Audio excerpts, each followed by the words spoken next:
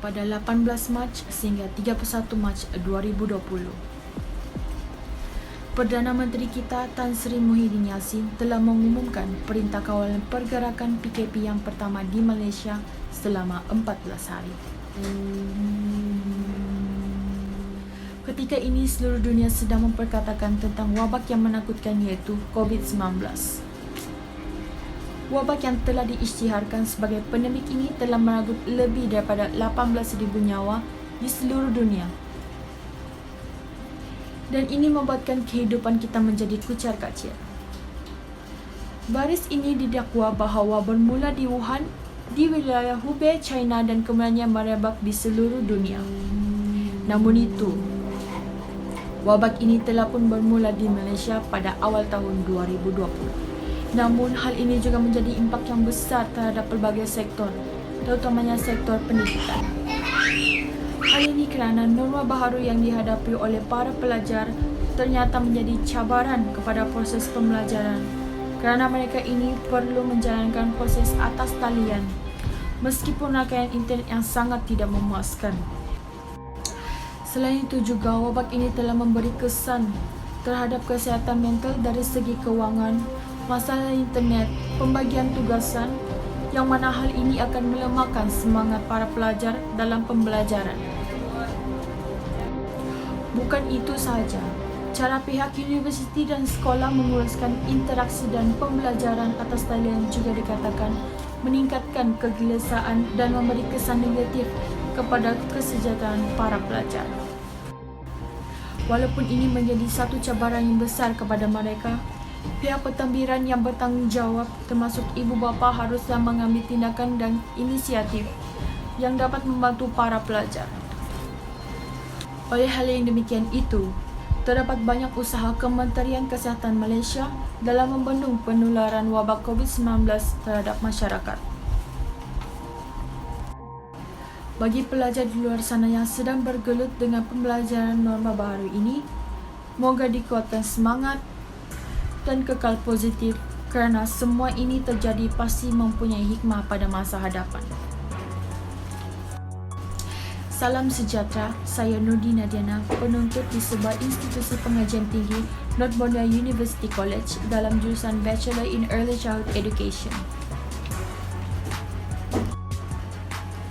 Tujuan kami melakukan video ini yang bertajuk Dokumentari Suara Generasi Muda dalam Menangani Wabak COVID-19 adalah untuk memberi kesedaran kepada generasi kini untuk berjuang dalam menuntut ilmu dengan keadaan pandemik COVID-19 yang banyak memberi kesan yang ketara.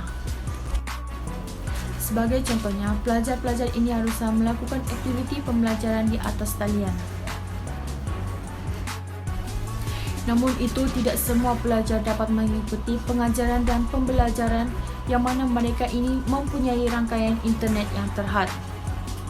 Oleh itu, kami akan kemukakan suara-suara generasi muda ini tentang pandangan dan pendapat mereka dalam menangani wabak COVID-19. Nama saya Suhaini binti Sompau, jurusan Ijazah Sarjana Muda Pendidikan Awal Kanak-kanak di North Borneo University College. Tujuan saya menjalankan kajian ini ialah mengkaji peranan serta tanggungjawab generasi muda untuk membantu membasmi penularan wabak COVID-19. Selamat petang. Sebelum saya memulakan temu bual, bolehkah saya tahu serba sedikit tentang kamu? Boleh, nama saya Tiati Rajaim, pelajar di Universiti Teknologi Mara UiTM Segamat.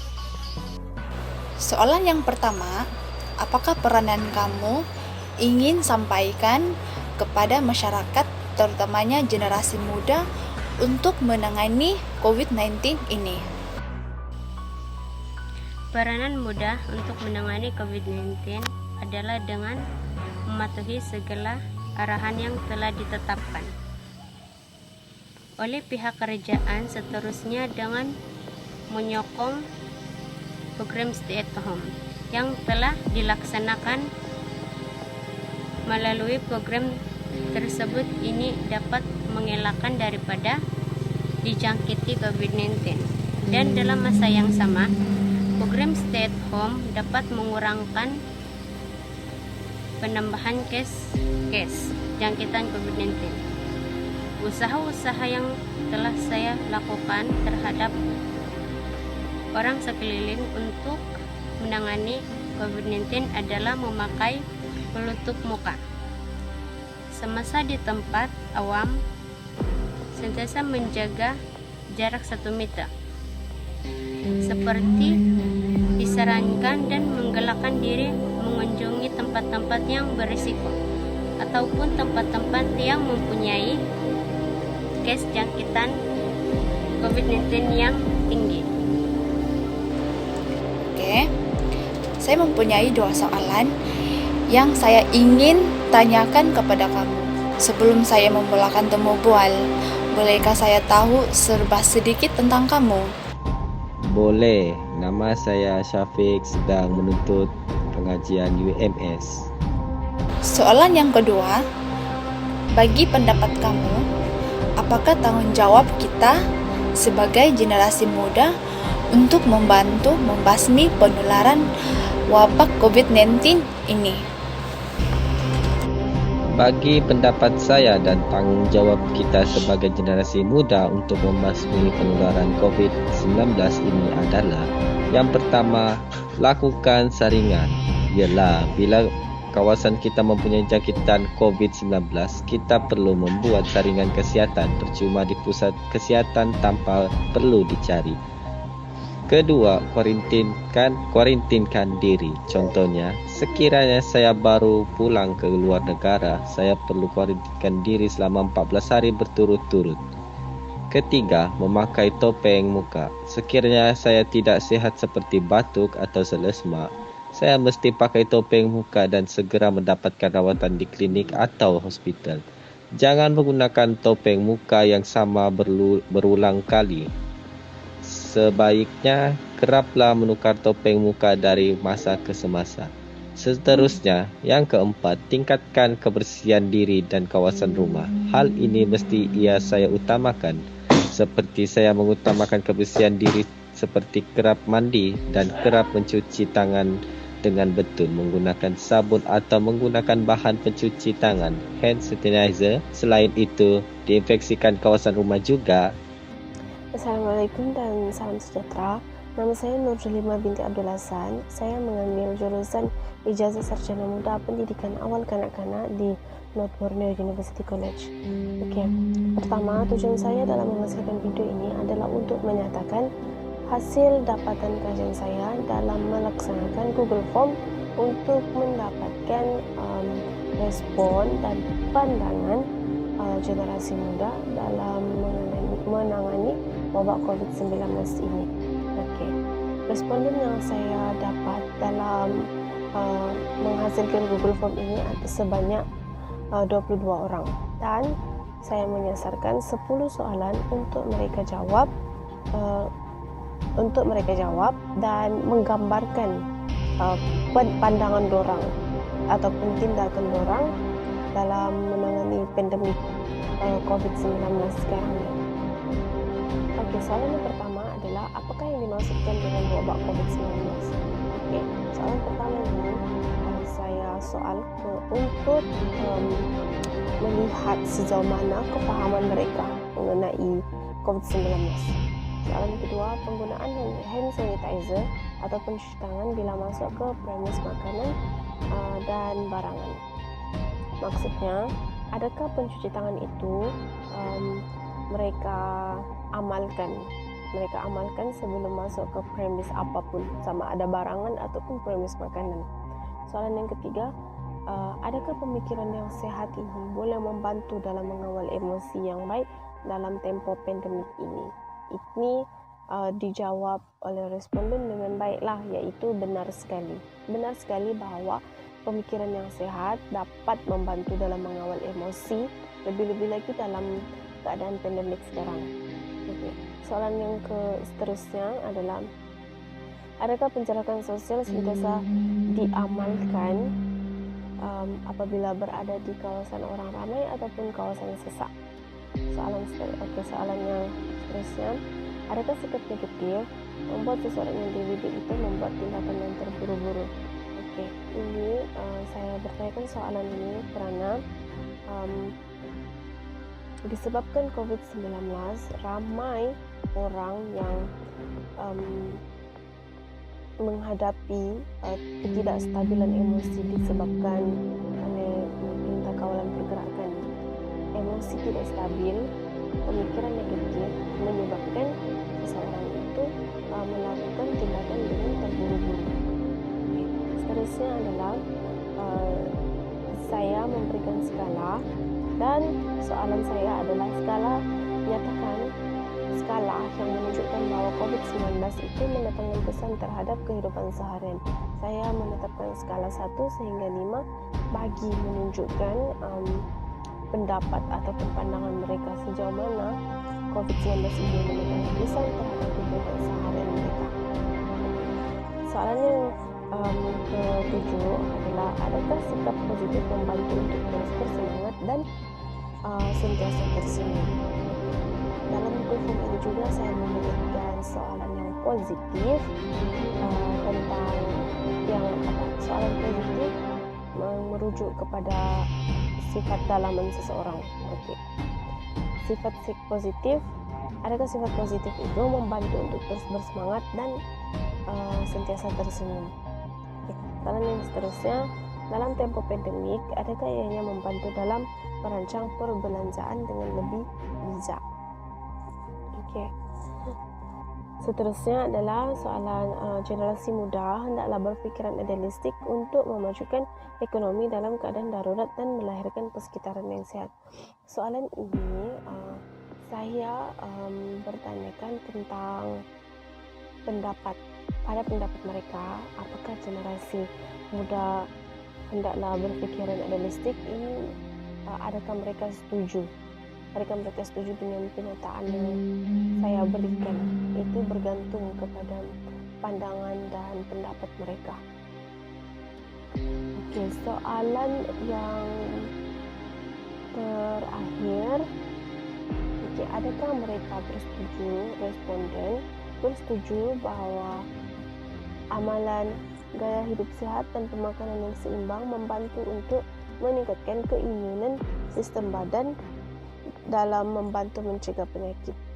Ini sama juga pengetahuan mereka, menguji pengetahuan ataupun mengetahui sejauh mana kepahaman mereka tentang pengamalan gaya hidup sehat dan pemakanan yang seimbang.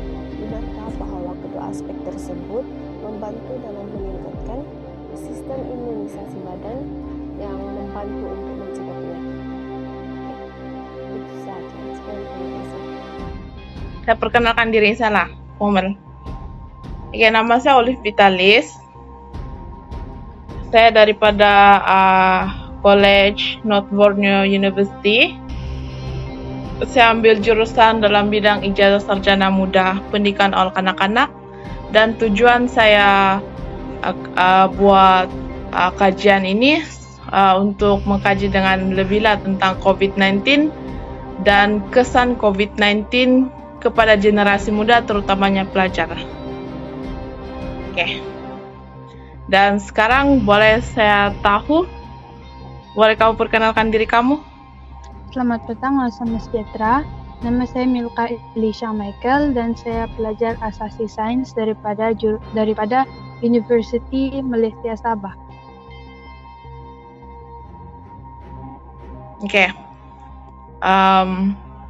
Soalan saya yang pertama ialah, apakah pendapat kamu tentang COVID-19 yang pada masa sekarang semakin meluas atau menyebar dengan lebih luas? Para pendapat saya tentang COVID-19 yang sedang berlaku sekarang ialah satu perkara yang menghalang bagi banyak orang, di mana banyak orang tidak dapat melakukan pekerjaan dan tidak dapat berjumpa dengan rekan-rekan masing-masing.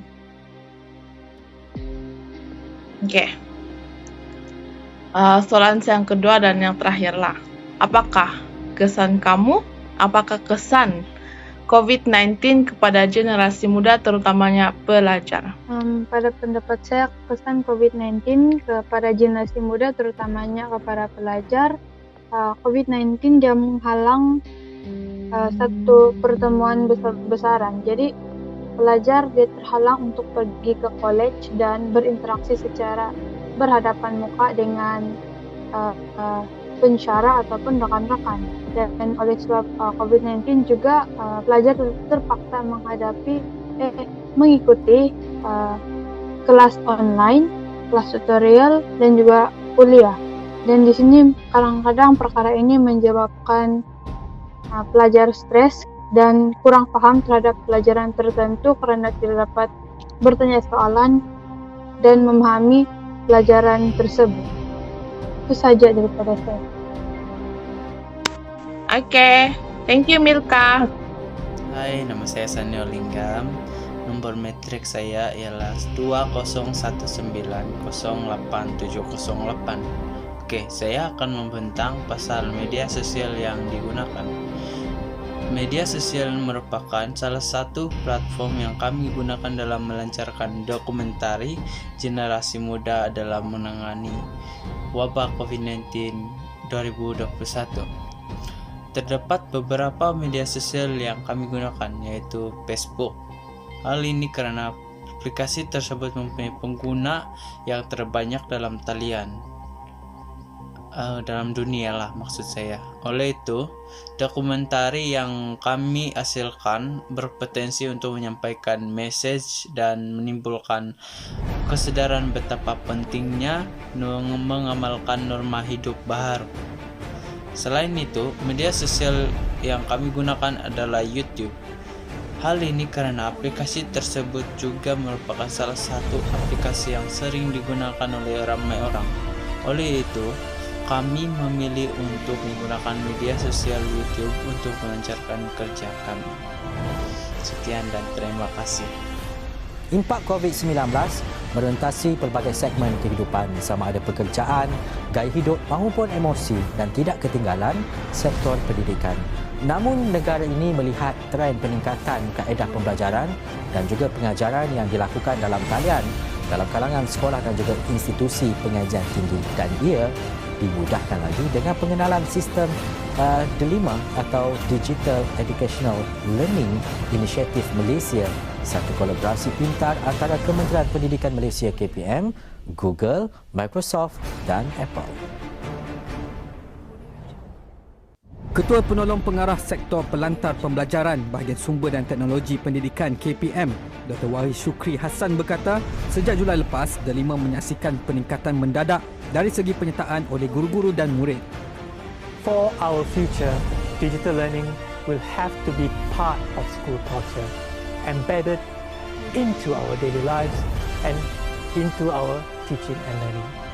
This is because technologies are already being used in many ways in our daily lives.